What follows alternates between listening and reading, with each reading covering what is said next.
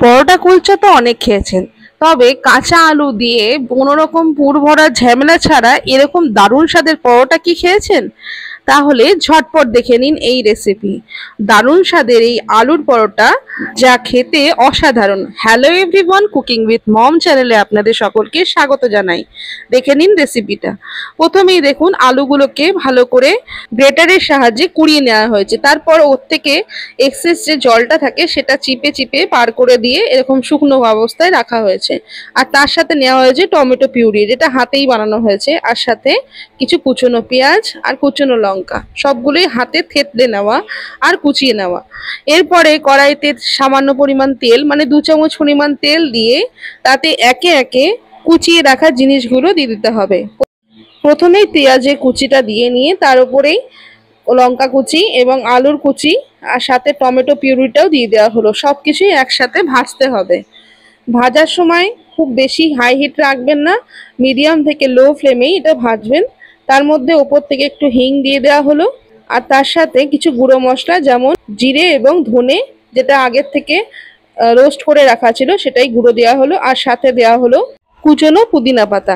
আপনারা চাইলে ধনে পাতাও দিতে পারেন, তবে পুদিনাটা দেওয়া ম্যান্ডেটারি, দিলে পারে একটা ফ্রেশনেস আসে। এরপরে হালকা হাতে একটু নাড়াচাড়া করে শেষের দিকে দিতে হবে নুন। নুনটা প্রথমে দেওয়া হয়নি যাতে আলুর ক্রাঞ্চিনেসটা নষ্ট না হয়ে যায়, ওই জন্যই লাস্টের দিকে নুনটা দিয়ে একটু নাড়াচাড়া করে পুরটাকে ঠান্ডা হতে দিতে হবে। এর মধ্যে আমরা আটাটাকে বানিয়ে নিই। আটার মধ্যে 2 কাপ পরিমাণ আটা আর 1 কাপ পরিমাণ ময়দা নেওয়া হয়েছে। আপনারা চাইলে পুরোটাই আটা দিয়ে করতে পারেন। এরপরে সমস্ত জিনিসটাকে একটু হালকা হাতে মিশিয়ে নিয়ে তার মধ্যে সমস্ত পুরটাকে ঢেলে দিতে হবে।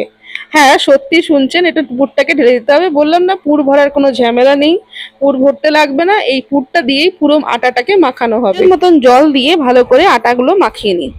এরপরে এগুলো লেচি আকারে কেটে নেওয়া হলো। এরপরে গোল করে বেলে নিয়ে, এটা আর দেখালাম না ভিডিওতে, এরপরে একবারে ভাজার প্রসেসে চলে আসি। কড়াইতে বড় চামচের 1 চামচ তেল দিয়ে একটু গরম করে নেওয়া হলো। তার মধ্যে এই পুরো বেলে রাখা আলুর পরোটাকে দিয়ে দেওয়া হলো। এরপরে হালকা হাতে ভাজার পালা, উল্টে পাল্টে 2 থেকে 3 পিঠে ভালো করে তেল মাখিয়ে নিয়ে ভালো করে ভেজে নিতে হবে। এখানে আর বলার কিছু নেই। সাধারণ আলু ভরা রুটি বা আলুর কুলচার থেকে এই পরোটাটা একটু অন্যরকম যে হবে সেটা আপনারা না খেলে বুঝতে পারবেন না। আর সাথে কি হয় জানেন তো, আলু যে পুরটা ভেতরে ভরা থাকে তার থেকে আলুর পুরটা যে বাইরে লেগে থাকে সেই টেস্টটা কিন্তু অন্যরকম হয়।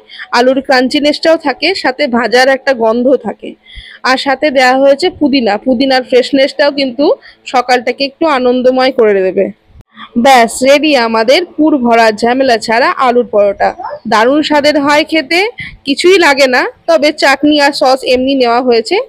আপনারা চাইলে শুধু চা দিয়ে খেতে পারেন। অবশ্যই ট্রাই করবেন, আর কেমন লাগলো সেটা জানাবেন কিন্তু।